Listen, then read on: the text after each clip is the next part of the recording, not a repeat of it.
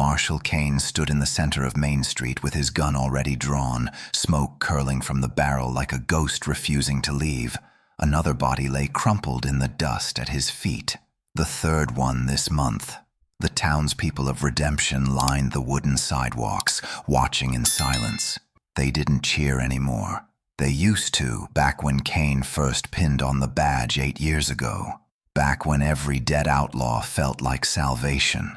Now they just watched, waited for him to holster the weapon and walk away, which he did, every time.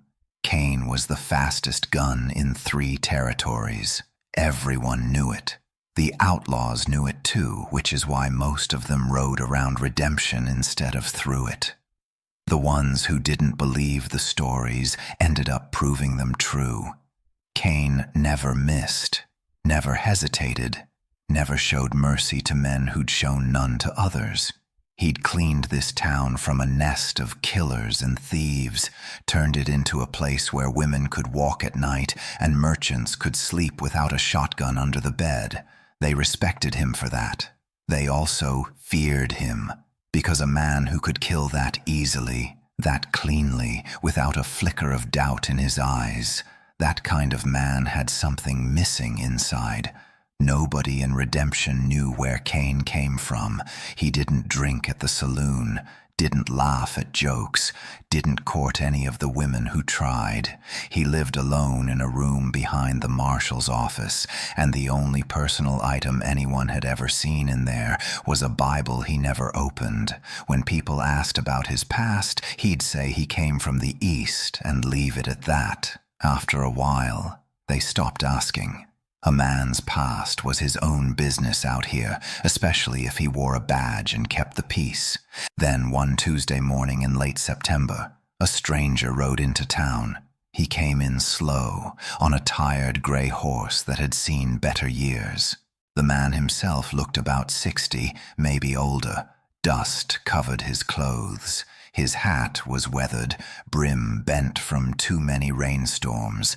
He rode down Main Street like he had all the time in the world, eyes scanning the buildings until he found what he was looking for. The saloon. He dismounted, tied his horse, and walked inside. 10 minutes later, the bartender's son was running toward the marshal's office. Kane was cleaning his gun when the boy arrived, breathless. "There's a man asking for you," the boy said. "Not asking for the marshal, asking for Kane. By name." Kane looked up. "What name did he give?" Kane asked. The boy swallowed, said his name was Thomas Garrett. Kane's hands stopped moving. For the first time in 8 years, something changed in his face. Not fear exactly. Something older than that. Recognition, the kind that comes with weight. Before we proceed, subscribe to the channel and tell us in the comments where you are listening from. Kane set the gun down carefully, told the boy to go home. Then he sat there for a long moment, staring at nothing. Thomas Garrett. He hadn't heard that name spoken aloud in 20 years, hadn't let himself think it in almost as long. But now it was here, in Redemption, waiting for him in the saloon like a bill come due. Kane stood, buckled his gun belt, and checked his reflection in the small mirror on the wall. Same hard face, same cold eyes. But his hand, when he reached for his hat, trembled, just for a second. Then it stopped. He walked to the saloon. The afternoon sun beat down on the empty street. Inside, the place was dim and cool. A few men sat at tables, nursing drinks. They looked up when Kane entered, then quickly looked away. They knew that look, the one that said this wasn't their business. In the back corner, at a table by himself, sat the old man, Thomas Garrett. He had a whiskey in front of him, untouched. When he saw Kane, he didn't smile, didn't stand, just nodded at the empty chair across from him. Kane walked over, sat down. For a long moment, neither man spoke. They just looked at each other, measuring the years, the changes, the things that hadn't changed at all. Finally, Garrett spoke. His voice was rough, worn down like old leather. You look good, Kane. Real respectable. Got yourself a nice town here. Kane said nothing. Garrett picked up his glass, turned it in his hands, set it back down. Still haven't touched a drop, have you? It wasn't a question. Kane leaned back in his chair. What do you want, Thomas? Garrett smiled, but there was no warmth in it. Just tired recognition. What do I want? That's a hell of a question coming from you. Kane's jaw tightened. I asked it.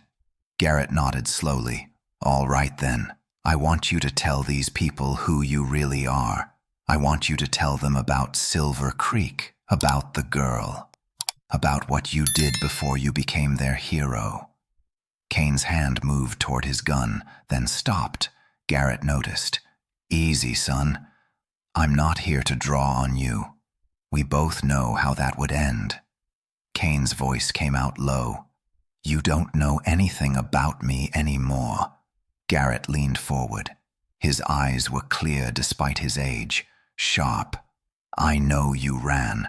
I know you let me take 15 years in prison for something you did. And I know you built this whole life on top of a lie and a grave. Kane stood up. The chair scraped loud against the floor. Everyone in the saloon froze.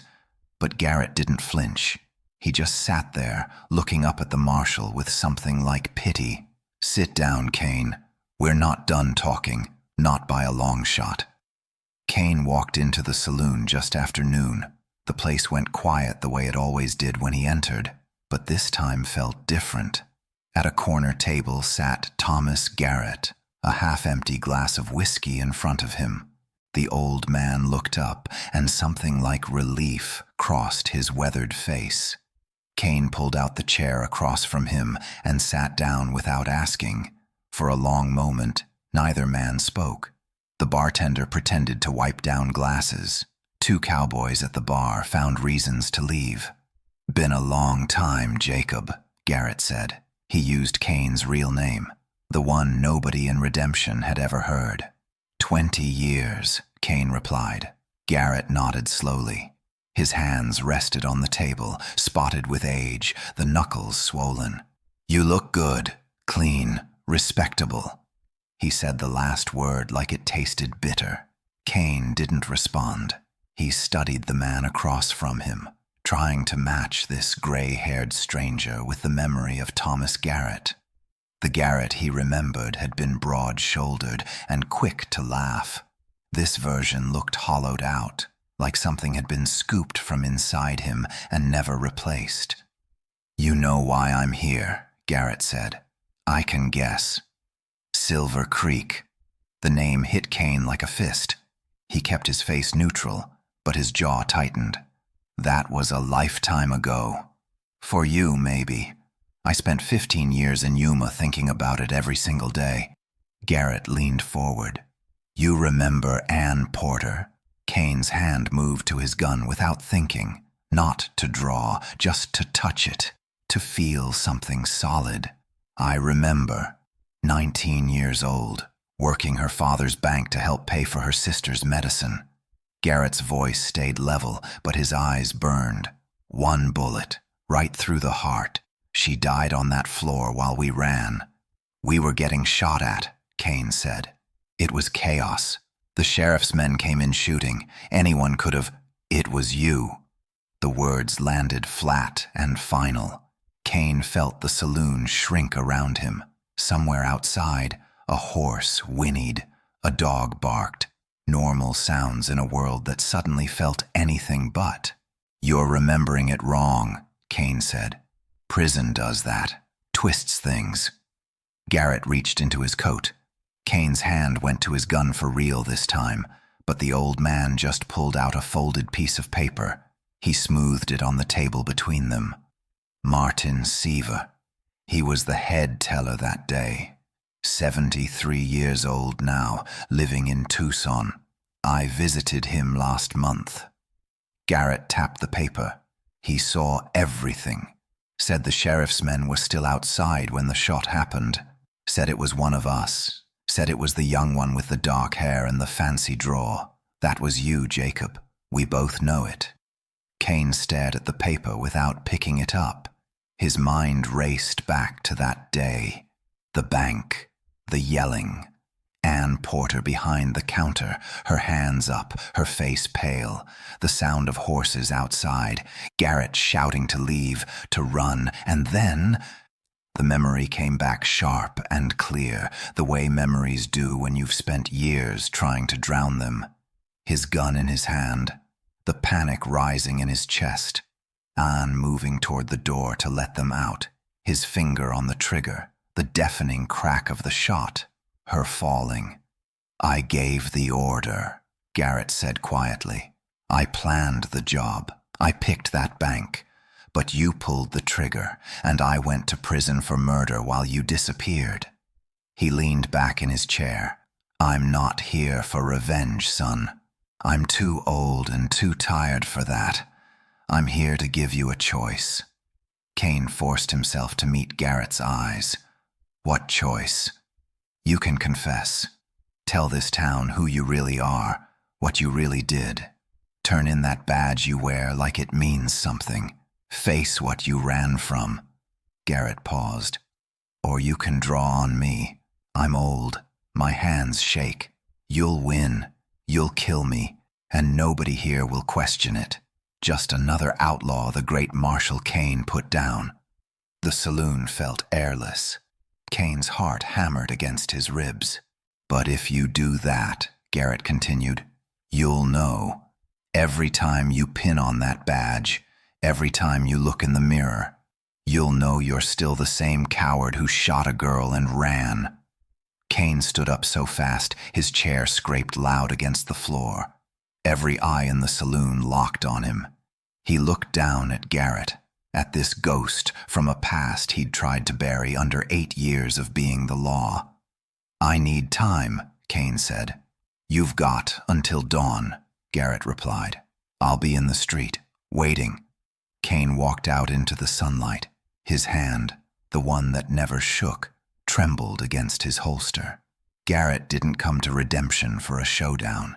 He came for something worse than that. He came to make Kane remember. They sat across from each other in the back corner of the saloon, two men who'd once been brothers in every way that mattered. The bartender kept his distance. The few drinkers at the bar found reasons to leave. Word had already spread through town that the old man knew the marshal's real name, the one nobody in Redemption had ever heard before. Garrett ordered whiskey. Kane drank coffee. That detail alone said everything about the years between them. Garrett's hands shook slightly as he lifted his glass, not from fear, just age catching up. He looked at Kane for a long moment before speaking. "You look good," Garrett said.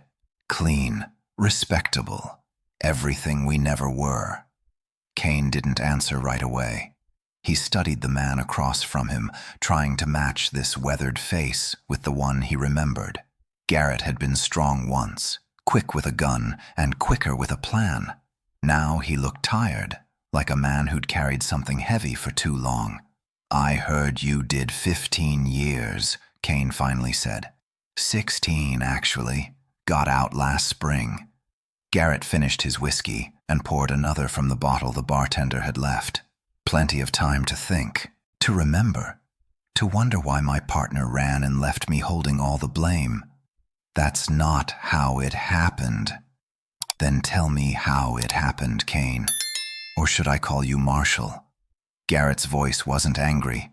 That would have been easier. Instead, it was just sad, patient, like a teacher waiting for a student to admit they hadn't done their homework. Kane looked around the empty saloon. Through the window, he could see people passing by on the street, going about their day, his day, the town he'd protected for 8 years, built on a foundation that was starting to crack. If you're following this story, hit subscribe and leave a comment telling us what city you're watching from. Now let's see what Kane does when his past won't stay buried. "Silver Creek," Garrett said, not waiting for Kane to start. "September 1873. We were supposed to get in and out. No shooting. You remember the plan?" Kane remembered. He remembered everything, even though he'd spent 2 decades trying not to. The bank manager was supposed to be alone, Garrett continued. But there was a clerk, young woman, maybe 20, Anne something. She came out of the back room right when you had your gun on the manager. She screamed, you turned, and you shot her. That's not what happened. Then what did happen? Because I was there, Kane. I saw it. And when the sheriff came, I was the one still standing in that bank. You were already gone, rode out before the girl even stopped breathing. Kane's jaw tightened. His hand moved toward his gun, then stopped. Old habit. Reach for the weapon when words get too hard. But you can't shoot your way out of the truth. She reached for something, Kane said quietly. Behind the counter. I thought it was a gun. It was a letter opener. The sheriff showed it to me during the trial. Little brass thing shaped like a sword. She was probably just scared, grabbing for anything. Garrett poured another whiskey but didn't drink it. They charged me with murder, said I planned the whole thing, said I killed her to keep her quiet. My lawyer tried to argue there was another man, but nobody believed him. Why would they? You vanished like smoke. I was 20 years old. So was I. Difference is, I stayed. I faced it. You built yourself a whole new life pretending it never happened. Kane stood up. His chair scraped against the wooden floor. What do you want, Garrett? You want me to say I'm sorry? Fine. I'm sorry. I was a kid. I panicked. I've lived with it every day since. Have you? Garrett looked up at him. Because from where I'm sitting, you've lived pretty well. Got yourself a badge, respect, a reputation as the fastest gun around. Meanwhile, I got a cell and 16 years of wondering if my friend ever thought about me. Every day, Kane said, and his voice cracked just slightly. Every single day. Garrett finally drank the third whiskey. He set the glass down gently and reached into his coat. Kane's hand moved to his gun, but Garrett just pulled out a folded piece of paper. He laid it on the table between them. That's a sworn statement from the bank manager. He's still alive, living in Santa Fe. He remembers everything, including the fact that I tried to stop you from shooting, that I yelled at you to hold fire. Garrett stood up slowly, his knees stiff. I'm giving you until tomorrow morning. You can confess to this town what really happened. Turn in your badge, face it like a man. Or you can draw on me right here and add another body to your count. Your choice, Marshal. Garrett walked out of the saloon, leaving Kane standing there with the paper on the table and the weight of 20 years pressing down on his shoulders. Kane didn't leave the saloon right away. He sat back down and stared at the paper Garrett had left on the table. The words blurred together. He didn't need to read them to know what they said. Truth had a weight to it, and this paper was heavy enough to crush 20 years of careful construction. Outside, the sun was setting. The town moved around him like it always did, boots on wooden sidewalks. A dog barking somewhere, the blacksmith's hammer ringing against metal, normal sounds. The kind of sounds that used to make Kane feel like he belonged somewhere. Now they just reminded him how far he'd fallen without anyone noticing. He folded the paper and put it in his pocket. Then he walked back to his office. The jail was empty tonight. It usually was. Redemption had been quiet for months. Kane had made it that way. Every outlaw who rode through knew his name, knew his reputation. Most turned around before they even hitched their horses. The few who didn't ended up in the ground or on a train to territorial prison. Kane had been good at his job. Too good, maybe. Because being good at something doesn't make it right. He sat at his desk and pulled out his gun. A Colt Peacemaker. Perfectly maintained. He'd cleaned it 1,000 times. Knew every scratch on the barrel, every worn spot on the grip. This gun had saved his life more times than he could count. It had also taken lives. 16 men in 8 years, all of them fair fights, all of them justified. The town council had thanked him after each one, but before those 16, there was one that didn't count, one that nobody here knew about. Anne. He'd never known her last name, never asked, just saw her face for 3 seconds before he pulled the trigger and ran. Kane set the gun down and opened the bottom drawer of his desk. Inside was a bottle of whiskey he'd kept for years without opening. Tonight felt like the right time. He poured a glass and drank it fast. It burned going down, but it didn't help. Nothing was going to help. He'd known that the moment he saw Garrett ride into town. The night stretched out long and quiet. Kane didn't light a lamp. He sat in the dark and let himself remember Silver Creek. Really remember it, not the edited version he'd been telling himself for 2 decades. They'd ridden in at noon, 5 of them, Garrett, Kane, and 3 others whose names he'd forgotten on purpose.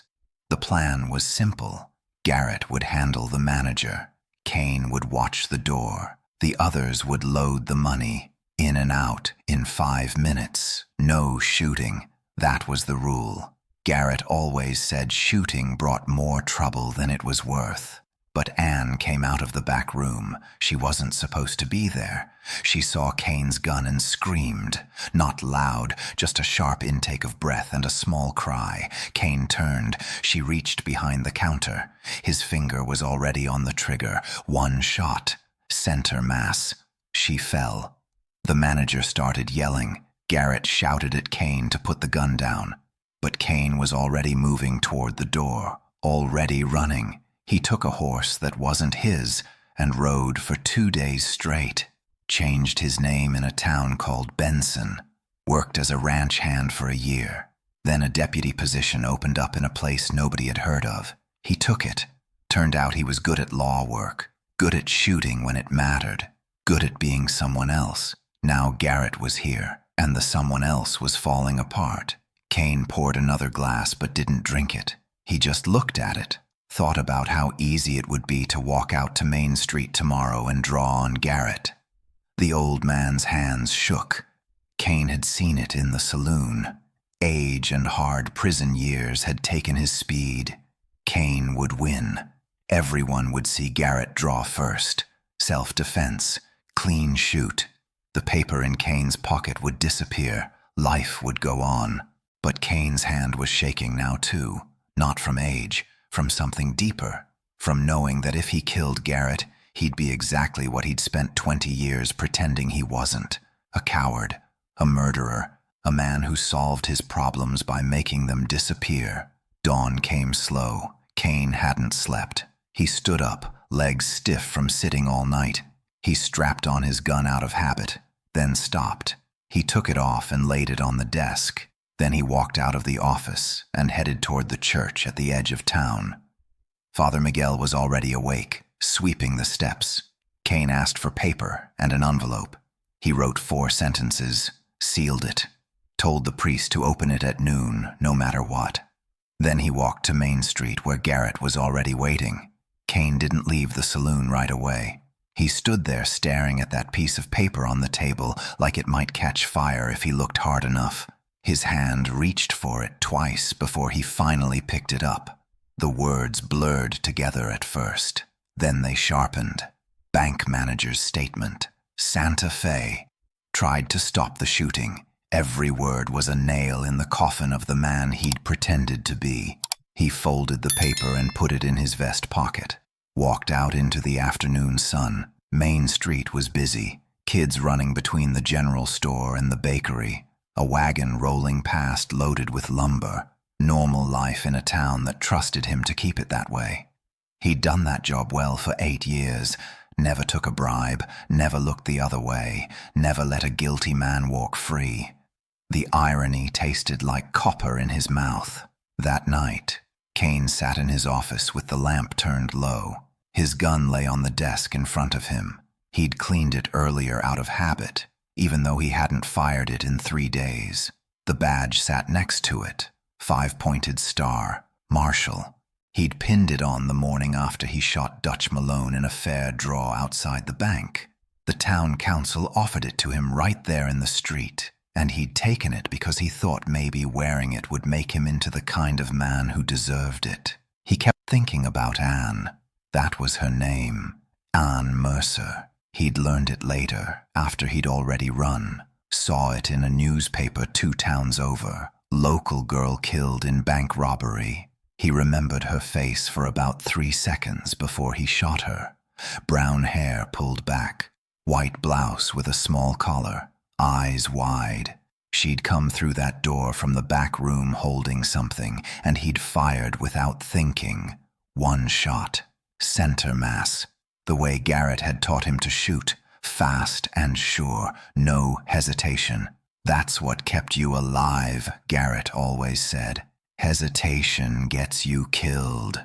He'd been so sure it was a gun. His mind had filled in the details, saw the barrel, saw her raising it, saw the threat. But Garrett was right. It was a letter opener, brass, shaped like a tiny sword. Some fancy thing that probably sat on the manager's desk. She'd grabbed it because she was terrified, and people grab whatever's close when they're scared.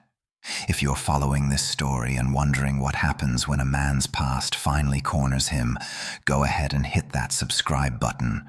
Drop a comment and tell us what city you're watching from. Sometimes the hardest person to face isn't the one across from you in the street. It's the one you see in the mirror. Kane didn't sleep. Around 3 in the morning, he got up and walked through the empty town to the church. Father Michaels lived in a small room behind the altar. Kane knocked until the old priest came to the door in his nightshirt, looking worried. "Marshal, what's wrong?" "I need you to hold something for me," Kane said. He'd brought paper and a pencil from his office. He sat at the priest's small table and wrote it all out. Silver Creek, the robbery, Anne Mercer, what he did, what Garrett took the blame for, every detail he could remember. When he finished, he folded it and put it in an envelope, sealed it with wax from the priest's candle. "If anything happens to me," Kane said, "I need you to read this to the town. Make sure they know." Father Michaels held the envelope like it weighed 10 pounds. "Kane, what are you planning?" "I'm planning to stop running." He walked back through the dark streets. A dog barked somewhere. A baby cried in one of the houses. Life going on like it always did. He thought about leaving, getting his horse and riding out before dawn. He could be in Mexico in 4 days. Start over again, new name, new story. He'd done it before, but he was tired. That was the truth of it. Tired of looking over his shoulder. Tired of being fast enough to beat everyone except his own conscience. Tired of the weight of that badge on his chest when he knew what it was really pinned to. When the sun came up, Kane was already standing in the middle of Main Street. He'd left his hat in the office, left his rifle too, just his pistol on his hip and the badge on his chest. Garrett came out of the hotel right at 6, walked slow down the street toward him. The old man's gun belt hung loose on his hips. His hands looked stiff. People started coming out, doors opening, faces in windows. Word spread fast in a small town, the marshal and the stranger. Everyone knew what this meant. They'd seen Kane do this before. Fast draw, smoke, another man dead. They gathered on the boardwalks, waiting for the show. Kane and Garrett stood 20 feet apart. The morning sun was behind Garrett, putting his face in shadow. Kane could see his own shadow stretching out in front of him on the dirt, long and dark. Garrett's hand moved toward his gun, slow, deliberate. Kane's hand went to his and stopped. His fingers touched the grip. Then his whole hand started shaking, not just trembling, shaking hard enough that everyone could see it. Kane didn't go back to his office that night. He walked past it, past the jail cells where he'd locked up dozens of men over the years, past the general store and the church, and the row of houses where families slept safe because of the badge on his chest. He walked until he reached the edge of town where the buildings gave way to desert scrub and empty land. He sat on a flat rock and looked at his hands. They weren't shaking anymore. They were steady, the same hands that had drawn and fired faster than anyone he'd ever faced. But when he'd reached for his gun in that saloon, when Garrett had laid out the truth like cards on a table, something had broken loose inside him. Not fear, something worse, recognition. The girl's name had been Ann Mercer. He'd spent 20 years not saying it, not even in his own head. But now it was there, solid and real. Ann Mercer, 19 years old, brown hair tied back with a blue ribbon. She'd come out of the back room of that bank carrying a ledger. She'd seen them. She'd screamed. And Kane, 20 years old and running on pure panic, had turned and fired. He remembered the brass letter opener in her hand, remembered how it had clattered to the floor after she fell, remembered Garrett shouting at him, telling him to check if she was alive, but Kane was already moving toward the door, already running. He'd taken his horse and ridden for 2 days straight, not stopping except to water the animal. By the time he'd heard that Garrett had been arrested, Kane was 3 territories away with a new name. He'd told himself stories over the years, that it had been an accident, that anyone would have done the same, that he'd been young and scared, all of it true, none of it enough. The moon was high when Kane finally stood up and walked back into town. Most of the windows were dark. He went to the church, a small wooden building at the north end of Main Street. The door was never locked. Inside, it smelled like candle wax and old hymnals. He sat in the front pew for a while, not praying exactly, just sitting with the quiet. Then he found paper and a pencil in the pastor's small office. He wrote for maybe 10 minutes. When he was done, he folded the paper, put it in an envelope, and left it on the altar with the pastor's name on it. Instructions to open it tomorrow afternoon. He walked to his office then, sat at his desk. His gun was in its holster on the chair. He took it out, checked the cylinder out of habit, set it on the desk in front of him. 6 bullets. He'd fired this gun maybe 100 times in 8 years. Never missed, never hesitated. The fastest draw in 3 territories, people said. They'd said it so many times he'd almost started to believe that was all he was. But speed doesn't mean anything if you're running from yourself. Dawn came slow.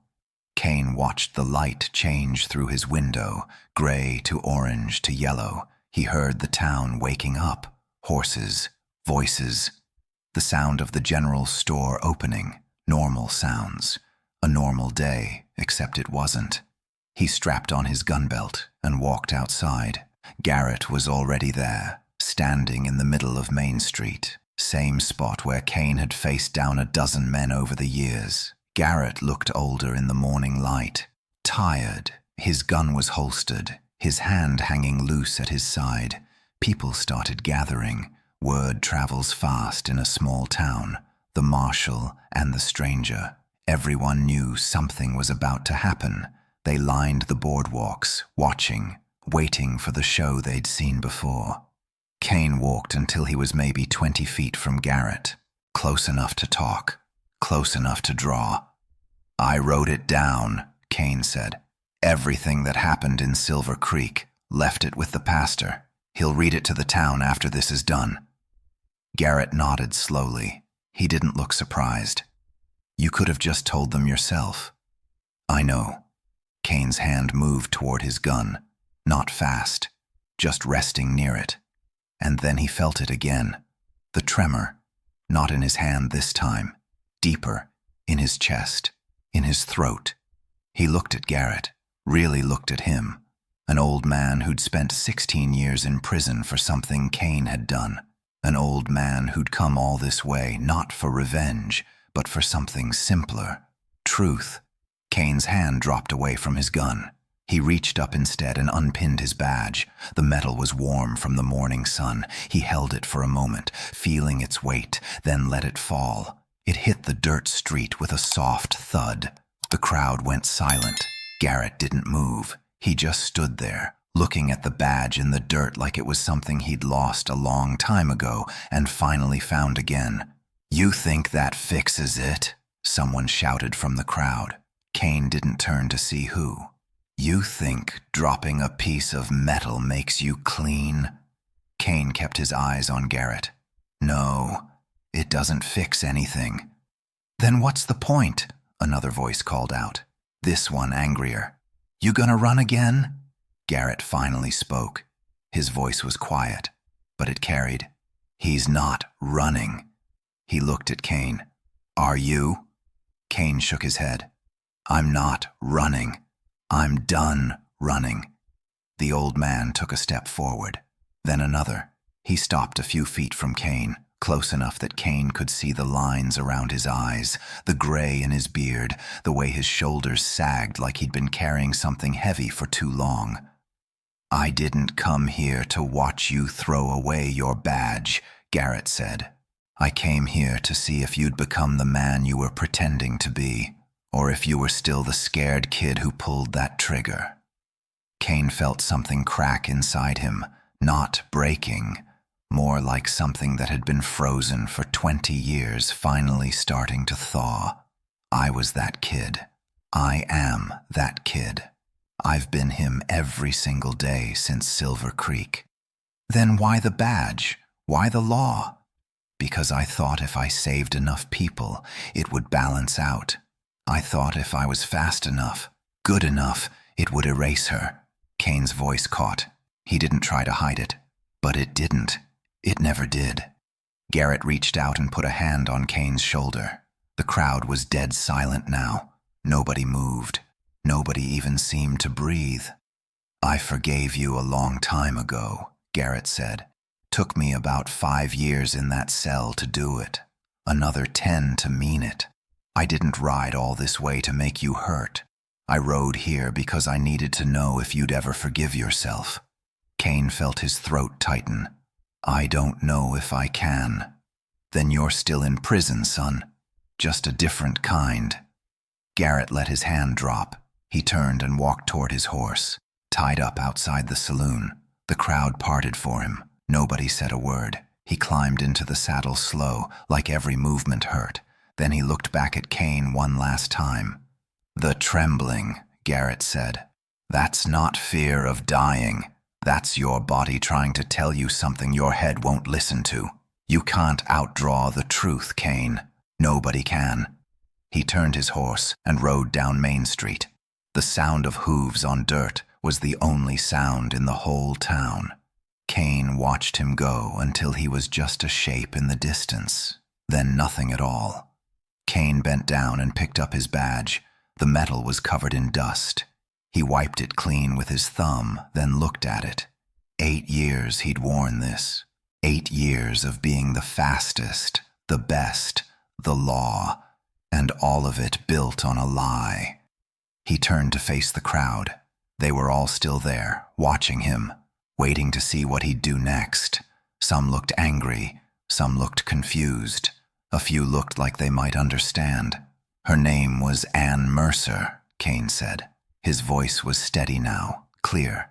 "She was 19 years old. She worked at the bank in Silver Creek. 20 years ago, I shot her during a robbery. It was my bullet, my choice. I ran, and I let Thomas Garrett take the blame.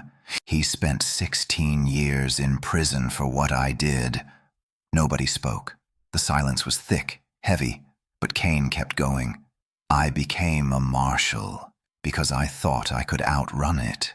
I thought if I wore a badge and shot straight and cleaned up this town, it would make me something other than a killer.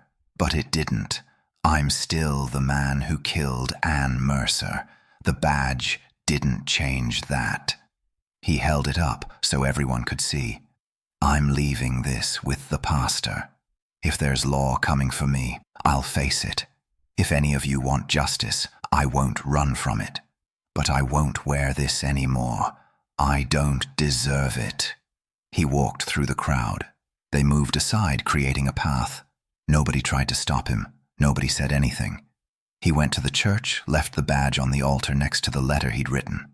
Then he walked to the livery, saddled his horse, and rode out of Redemption heading west. His hand didn't shake anymore. Garrett didn't move. He just stood there, looking at the badge in the dirt like it was something he'd been waiting to see for 16 years. The crowd pressed closer, confused. This wasn't how these things went. The Marshal always won. The Marshal always drew first, always shot straight, always walked away. Kane felt lighter without the badge. Strange, but lighter. "I'm not going to draw on you," he said. His voice carried across the street, clear enough for everyone to hear. "I'm not going to shoot an old man who came here looking for something I owed him a long time ago." Someone in the crowd shouted, "What's he talking about?" Another voice, "What's going on?" Kane turned to face them, all those people who'd watched him clean up their town, who'd felt safe because he was fast and he was fair. Except he'd never been fair. Not really. "My name isn't John Kane," he said. "It's John Mercer. 20 years ago, I rode with Thomas Garrett. We robbed a bank in Silver Creek. A woman died. Her name was Ann Porter. She was 19 years old. I shot her. Then I ran and let Garrett take the blame." The silence that followed was heavier than any Kane had ever heard. He could see faces changing, shock, anger, disbelief. The mayor stepped forward, his face red. "This is insane. Marshal, what are you—" "Read the letter," Kane said. "Pastor has it. I wrote everything down, every detail, Silver Creek, the robbery, all of it." He looked back at Garrett. "I'm ready to face whatever comes, trial, prison, whatever you want." Garrett's eyes were wet. He shook his head slowly. "I didn't ride all this way for a trial, son." His voice cracked a little. "I forgave you 15 years ago. Sitting in that cell, I had a lot of time to think about what we did, about who we were. I was the one who brought you into that life. You were just a kid, 17 years old, no family, no money. I made you into an outlaw. That woman's death, that's on both of us." "No," Kane said. "I pulled the trigger." "You did," Garrett said. "And you ran. And I hated you for it. For years, I hated you so much I could taste it. But hate doesn't keep you warm in a prison cell. Hate doesn't give you peace. I had to let it go, or it was going to kill me." He took a step closer. "I came here because I needed to know if you ever let it go. If you ever stopped running. And now I know." Kane felt something break open inside him. Not his hand this time. Deeper. Something that had been locked up tight for 2 decades. "I never stopped," he whispered. "Not for one day." Garrett nodded. "I can see that." He walked over and picked up the badge from the dirt, held it out. "This town needs a marshal. Maybe not the one they thought they had, but the one standing here right now, the one who finally told the truth." Kane stared at the badge. "I can't. They won't want me. Not after this." "Maybe not," Garrett said. "But that's for them to decide, not you." He pressed the badge into Kane's hand, closed his fingers around it. "You spent 20 years trying to make up for one bad thing. Maybe that counts for something. Maybe it doesn't. But running again won't change anything." The mayor was talking to the pastor, who'd come running with the letter. People were arguing, voices rising. Kane could hear his name, his real name, being passed around like currency. He looked down at the badge in his hand. It felt different now, heavier, or maybe he just felt it properly for the first time. Garrett walked to his horse. He moved slow, like every step hurt. Before he mounted, he turned back. "I hope you find some peace, John. I really do. You gave me mine today, whether you meant to or not." "Wait," Kane said. "Where will you go?" Garrett smiled, tired but real.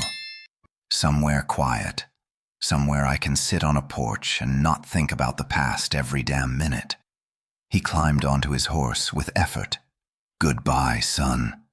Kane watched him ride away, dust rising behind the horse's hooves. The old man got smaller and smaller until he was just a dark spot against the morning sun. And then he was gone. The crowd was still there, still watching. Kane turned to face them, the badge in his hand. He didn't put it back on. Not yet. Maybe not ever. But he didn't run either. He just stood there, steady, waiting to see what came next. His hand wasn't shaking anymore. For the first time in 20 years, John Mercer stood